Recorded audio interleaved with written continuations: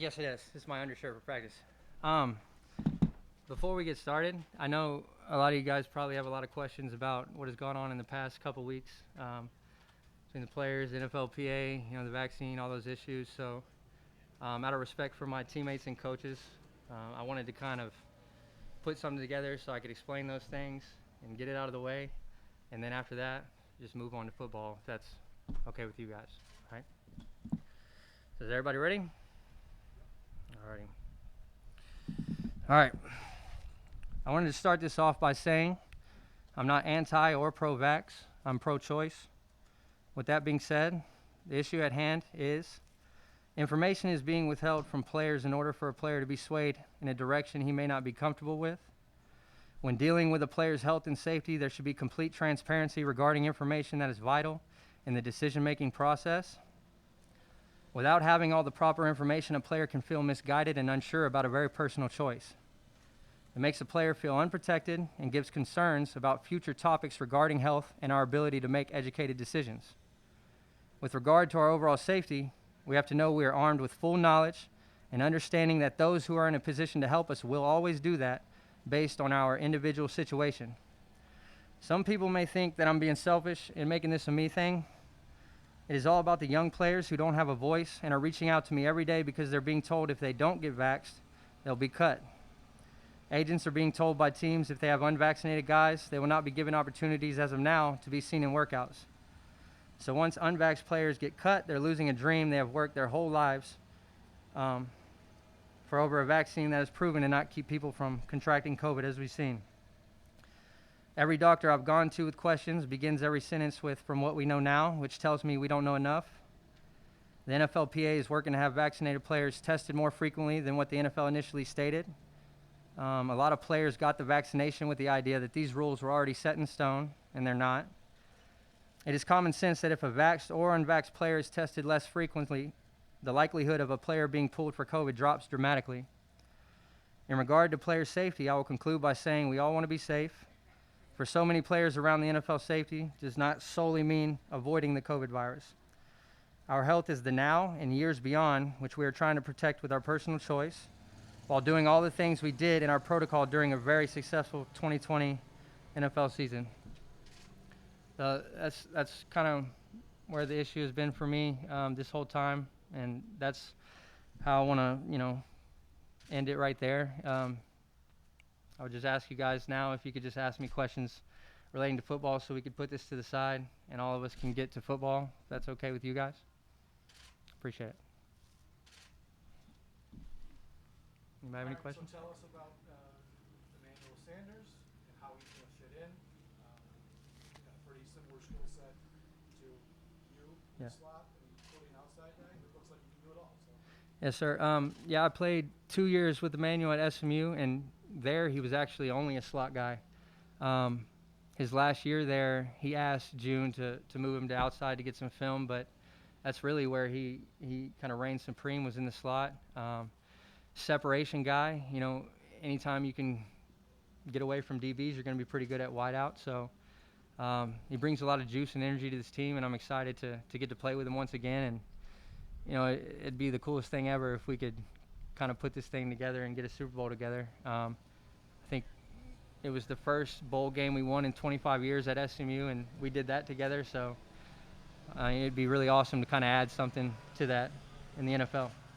Cole, how are you feeling? Obviously, you've battled through things in the playoffs. Where do you stand now health-wise, and any lingering things you had in camp? I feel great. There's, as players and, especially ones that have been in the league as long as I have at this point, there's always going to be, things that you've dealt with in the past and that are going to linger a little bit. But really, I feel awesome, to be honest. And, today was kind of that first test for me. I didn't really do much in OTAs. I ran routes on air, but, running routes on air is a lot different than when a guy's in front of you. So it really just felt good to be back out there with everybody and be out there with my teammates.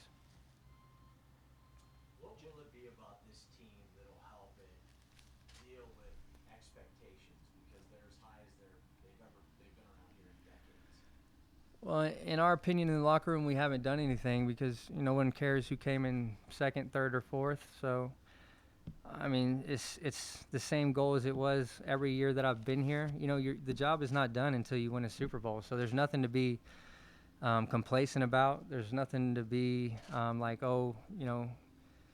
I mean, no one wants to just be close to being the best. You know what I mean? So, um, I mean, we're going back to work, and you know, guys are hungry. We at least sniffed it. For me, getting that close, I was upset we lost, but that was the closest I had ever even been to getting to a Super Bowl in my whole career, and really it made me hungry, man. It was an awesome experience. It was an experience that we needed, and I felt like a lot of us weren't ready for that situation, including myself, just because it's a different stage, man, and they were, and it proved in that game. But now there are no excuses, and we have that experience, so we got to put the things together, and it's not going to be easy. You got to take it one day at a time. It's a new year for every team, so just because you got there last year doesn't mean you're going to get there this year. So you made this 5-minute statement. We're going to report it. It's going to be widely reported. Do you plan on further discussing and engaging on social media Not about not about about that? not about the vaccination, no. Josh Allen has put up MVP type numbers, obviously, last year. I mean, what does he do for an encore? Do you think, what do you see in Josh, and what is your confidence that Josh is going to be at least as good as last year? Josh was still improving every game, in my opinion, last year, and he's still a young player. I mean, I don't. You guys probably know better than I do how many games he's probably started in his career. I mean, it's really not that many, and for a guy to, you know, kind of explode like he did last year at such a young age is like, it's like, how good can he really be, man? It's kind of crazy to think about, but knowing him, I know he's going to put in that work every day, and the sky's the limit for him. And I'm just, you know, I'm pumped that I get to be here and be a part of it, because he can throw it anywhere on the field, and anytime you got a guy like that, and it's just, you know, it's on me just to get open for him. He's going to get it there.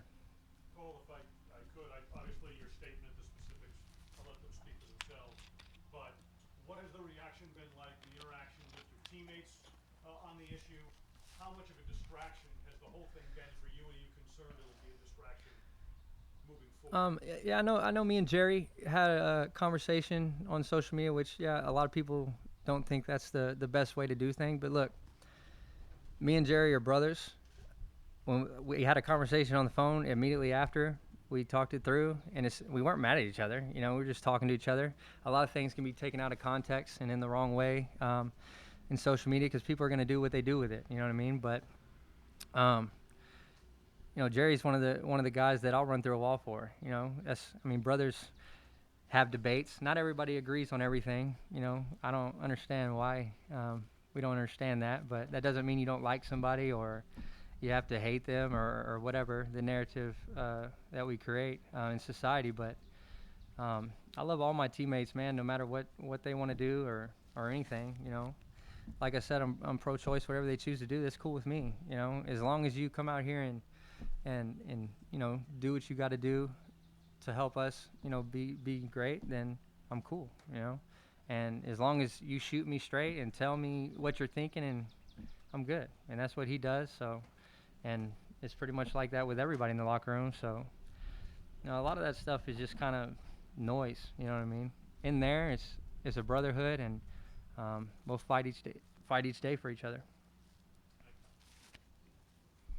Cole, you mentioned wanting more.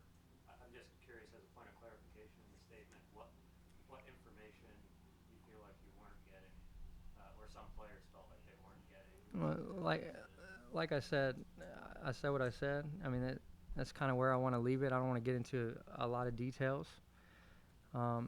There's just some things that maybe we were led to believe that it was going to be this way, and that's not really the case when it's ever evolving. And a decision was based on these rules that we thought were going to be in place, and they were made to seem that way, and that's pretty much it. But other than that, that's all I'm saying about it, and that's all. Anybody else?